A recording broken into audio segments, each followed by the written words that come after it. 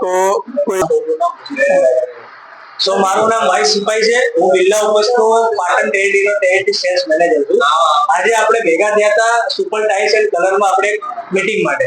એમાં કોન્ટ્રાક્ટરને આપણે પ્રોડક્ટ વિશે સમજાયું, પ્રોડક્ટનું બ્રીફિંગ આપ્યું, સ્કીમ સમજાઈ।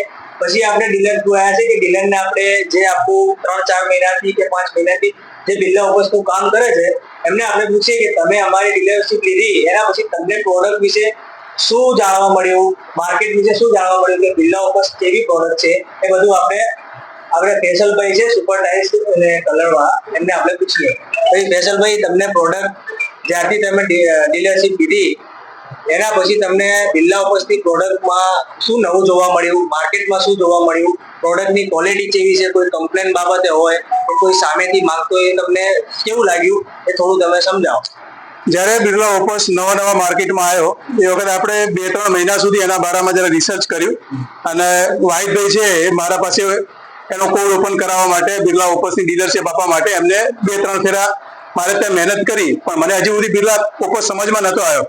પણ જ્યારે હું જોયું કે માર્કેટમાં બિરલા ઉપસની માંગ દિવસે દિવસે વધે છે અને મારી દુકાને 10 કસ્ટમર આવે એમાં 3 થી 4 સામેથી બિરલા ઉપસ માંગતા હતા કે ભાઈ માર્કેટના અંદર બિરલા ઉપસ કલર આવ્યો છે, એનું પ્રાઇમર સારું છે, એનું ડિસ્ટમ્બર સારું છે, એનું ઇકોનોમિક ક્લાસનું જે ઇમલ્શન છે એ સારું છે, તો બિરલા ઉપસ તમારે ત્યાં છે કે નહીં।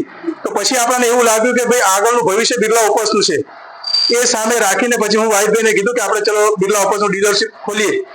ડીલરશીપ લીધી ત્યાર સુધી મને એમ હતું કે ભાઈ આપણે ડીલરશીપ ખોલ્યા પછી, કારણ કે આપણે બીજી કંપનીનું બી અમે કરતા હતા, એમ કે મટીરિયલ કેવું હશે એની બી બીક હતી, પણ જ્યારે એક વખત આપણે ડીલરશીપ ખોલી લીધી અને આપણે ત્યાં પ્રોડક્ટ આપણે લાવી દીધી અને પ્રોડક્ટ માર્કેટમાં સેલ કરવાનું ચાલુ કર્યું, તો કારીગરો તરફથી અને જે આપણા મકાન માલિક હતા એમના તરફથી જે રિવ્યુ આવ્યા, એમના તરફથી જે અમને વાતો બતાડવામાં આવી કે આનું જે પ્રાઇમર છે, આનું ડિસ્ટમ્બર છે એ બહુ સારું છે।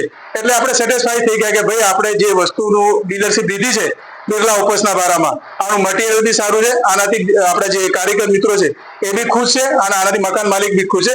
એટલે આજ સુધી આપણે જે મટીરિયલ વેચ્યું છે એમાં હજી સુધી આપણા પાસે કોઈ કમ્પ્લેન આવી નથી, બધી પાર્ટી ખુશ છે। આનું પ્રાઇમર બી સારું છે, એવરેજ સારી આવે છે, ડિસ્ટમ્બર બી સારું છે, આની જે છે power fresh, colour power fresh છે, પાવર ફિટ છે, પાવર બ્રાઇટ છે, પાવર બ્રાઇટ શાઇન છે, આ બધી જે પ્રોડક્ટો છે બહુ બેસ્ટ છે, બહુ સારી ક્વોલિટી છે। એટલે અમે આનાથી સેટિસ્ફાઈ છીએ અને જે બી અમારા પાસે આવે છે કસ્ટમર એને પ્રાથમિકતા અમારી એ રહે છે કે અમે એમને પહેલા બિરલા ઉપસનો માલ આપીએ, કારણ કે બીજા માલ છે આપણા પાસે, પણ આપણે બિરલા ઉપસનો માલ આપવાથી એ ગ્રાહક બીજી વાર આપણી દુકાને વળીને પાછું આવે છે। એટલા માટે આપણે પહેલી પ્રાયોરિટી અને પહેલો જે પ્રોડક્ટ સામે કરીએ છીએ કસ્ટમરના એ બિરલા ઉપસનું પ્રોડક્ટ એમને આપવાની કોશિશ કરીએ છીએ। ફેસલભાઈનું કેવું એમ છે કે અમે ડીલરશીપ લીધા પછી અમે સેટિસ્ફેક્ટેડ, અમને ખબર પડી ગઈ કે ના આવનારા ટાઈમમાં બિરલા ઉપસનું માર્કેટ છે ને અમે જે ડીલરશીપ લીધી એ અમને ખરેખર પડી ગઈ। હું એ કહેવા માંગુ છું કે અગર તમે આ વિડીયો જોઈને કોઈ બીજું ડીલરશીપ લેવા માંગતા હોય કે ભાઈ બિરલા ઉપસ સંગત કામ કરવા માંગતા હોય તો બેઝિઝક ફેસલભાઈ જે ફીડબેક આપ્યો એ ફીડબેક બહુ સારો છે। તમે બીજા ડીલર જોડેથી તમે ફીડબેક લેશો તો તમને આઈડિયા આવશે કે બિરલા ઉપસની પ્રોડક્ટ ને બિરલા ઉપસ આવનારા ટાઈમમાં કેવું છે। અગર કોઈ લેવા માંગતો હોય તો બેઝિઝક બિરલા ઉપસથી ડીલરશીપ લઈ શકે છે। એમાં તમને સારું બેનિફિટ છે, કોન્ટ્રાક્ટર માટે બેનિફિટ છે, તમને સ્કીમ સારી મળે છે। થેન્ક યુ એન્ડ વિડીયોની જે ચેનલ છે એને સબસ્ક્રાઇબ કરી દેજો। Okay, thank you.